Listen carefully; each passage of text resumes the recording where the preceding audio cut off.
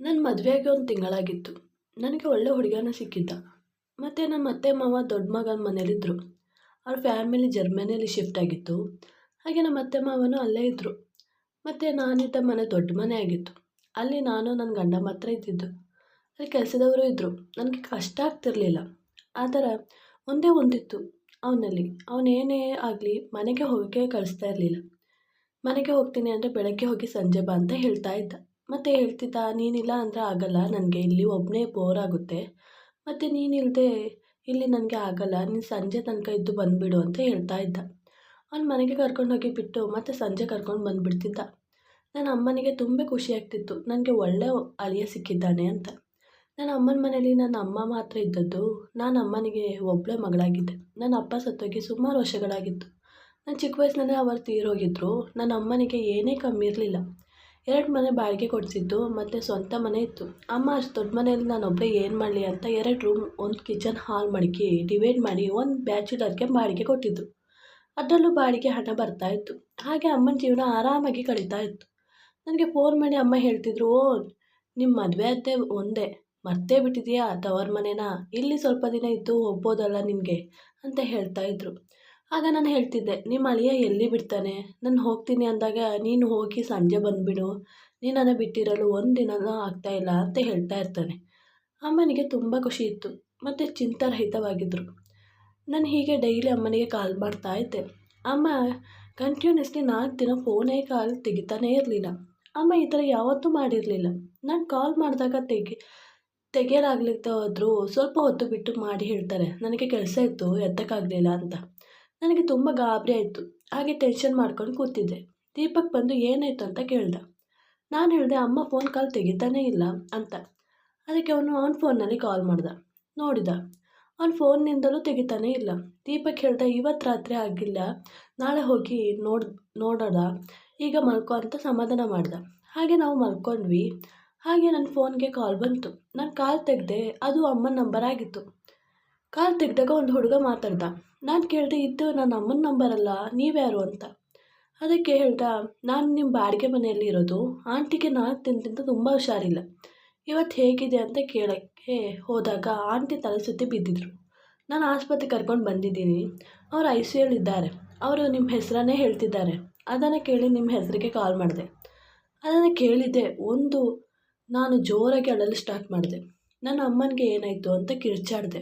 ಆಗ ದೀಪಕ್ಗೆ ಎಚ್ಚರವಾಯಿತು. ಮುಂದೆ ನಾನೇನು ಮಾತಾಡ್ತಾನೇ ಇಲ್ಲ. ಆಗ ದೀಪಕ್ ಕಾಲ್ ತೆಗೆದು ಮಾತಾಡಿ ಆಸ್ಪತ್ರೆ ವಿಳಾಸ ಎಲ್ಲ ಕೇಳ್ಕೊಂಡ. ನನಗೆ ಹೇಳಿದರು, ಬೇಗ ರೆಡಿಯಾಗಿ ಹೋಗೋಣ ಅಂತ.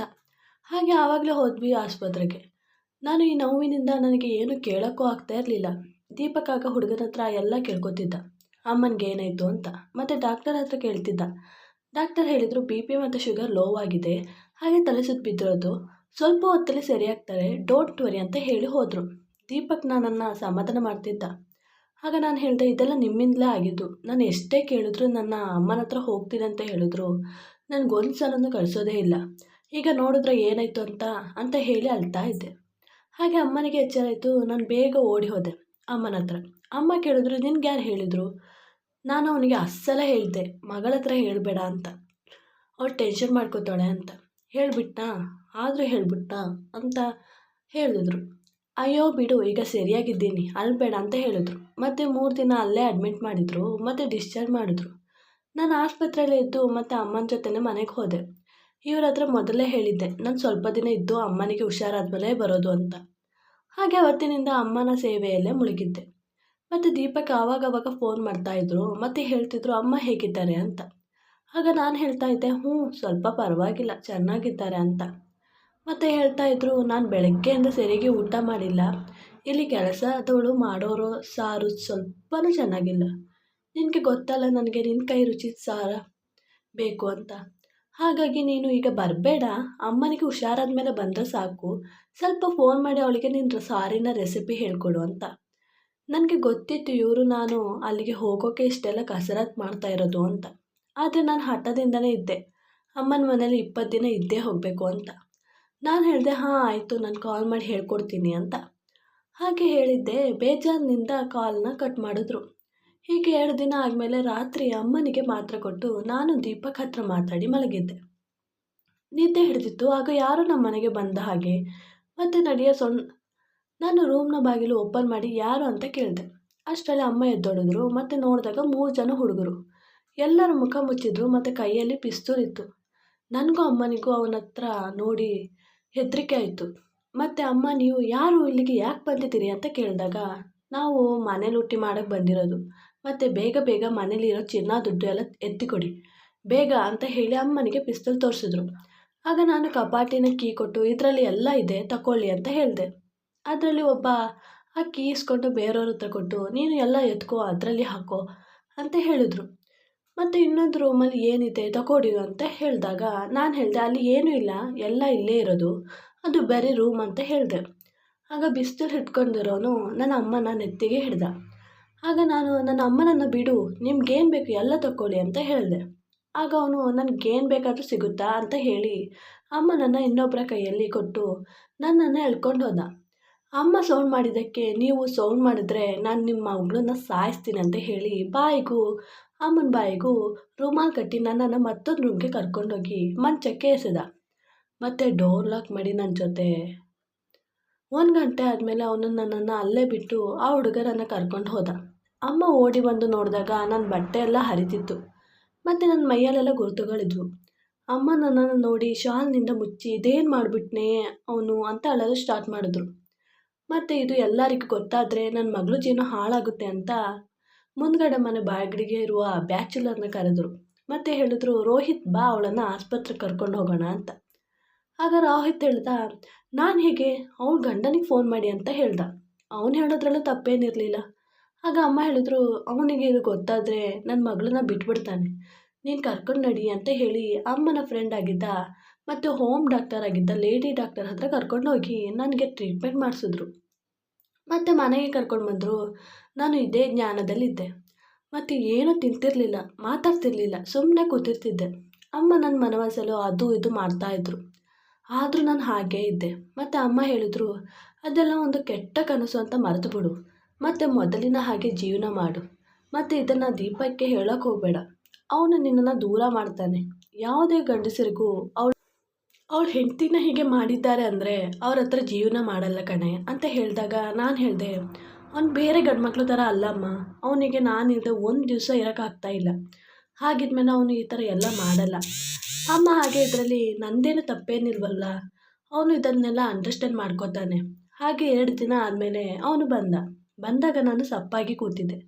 ಮತ್ತು ಹೇಳಿದೆ, ಯಾಕೆ ಸಪ್ಪಾಗಿ ಕೂತಿದ್ದೀಯಾ, ಫೋನ್ನಲ್ಲೂ ನೋಡಿದ್ರೆ ಸರಿಯಾಗಿ ಮಾತಾಡ್ತಿರ್ಲಿಲ್ಲ, ಯಾಕೆ ಏನಾಯಿತು ಅಂತ ಕೇಳ್ದ.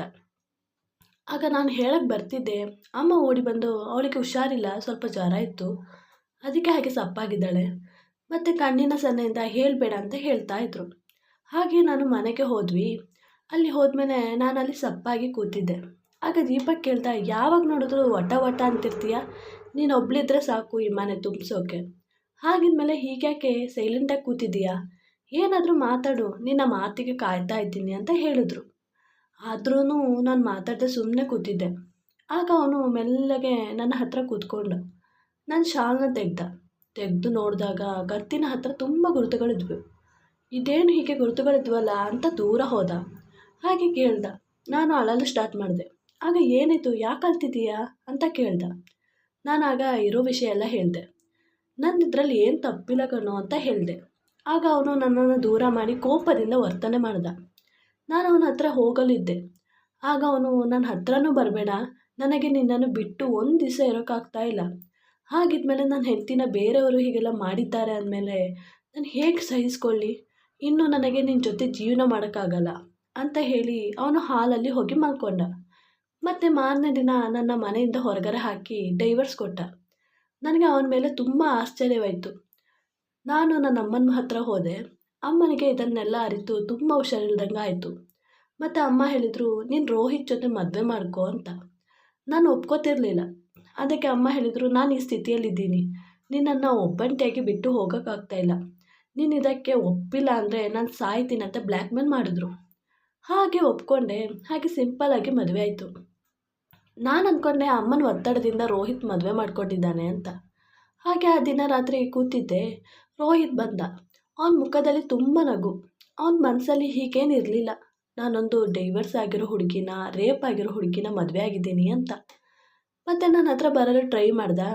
ಇದಕ್ಕೆ ಇನ್ನೂ ರೆಡಿಯಾಗಿಲ್ಲ. ನಾನು ಈಗಲೇ ಬೇಡ, ಸ್ವಲ್ಪ ದಿನ ಆಗಲಿ ಅಂತ ಹೇಳಿದೆ. ಆದ್ರೂ ಇದಕ್ಕೆ ನನ್ನನ್ನು ದೂರ ಮಾಡಬೇಡ ಅಂತ ಹೇಳಿ ಒತ್ತಾಯದಿಂದ ಆ ರಾತ್ರಿ ನನ್ನ ಜೊತೆ ಕಳೆದ. ಅವನು ನನ್ನ ತುಂಬ ಪ್ರೀತಿಯಿಂದ ನೋಡ್ಕೋತಿದ್ದ. ನನಗೆ ಅವನ ವರ್ತನೆಯಿಂದ ತುಂಬ ಆಶ್ಚರ್ಯ ಆಗ್ತಿತ್ತು. ಒಂದು ವಾರ ಆದಮೇಲೆ ಅವನು ಸ್ನಾನ ಮಾಡ್ತಿದ್ದ. ಅವನ ನಂಬರ್ಗೆ ಕಾಲ್ ಬಂತು. ನಾನು ತೆಗೆದು ಸ್ನಾನ ಮಾಡ್ತಿದ್ದಾನೆ ಅಂತ ಹೇಳೋಷ್ಟರಲ್ಲಿ ಅವರು ಆ ಕಡೆಯಿಂದ ಹೇಳಿದ್ರು, ಏನೋ ನಿನ್ನ ಕೆಲಸ ಆದಮೇಲೆ ನಮ್ಮನ್ನು ಮೆರೆತೇ ಬಿಟ್ಟಿದ್ದೀಯಾ, ನಮಗೆ ಕೊಡಬೇಕಾದ್ರದ್ದು ಕೊಡು. ನೀನು ಹೇಳಿದೆ ಅಂತ ಅವತ್ತು ನಾವು ಲೂಟಿ ಮಾಡೋ ವೇಷದಲ್ಲಿ ಹಾಕ್ಕೊಂಡು ಹೋಗಿದ್ವಿ.